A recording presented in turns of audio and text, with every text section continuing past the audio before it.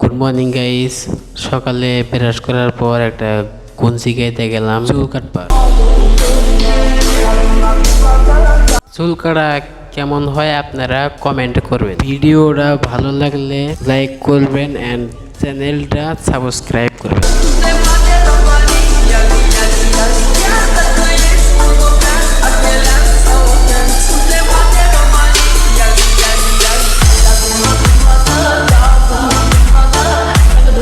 চুল কাটার পর বাড়িতে আইসা গাও দিলাম, তারপরে ভাত খাইলাম, তারপরে ঘুম ধরলো, ঘুমাইলাম।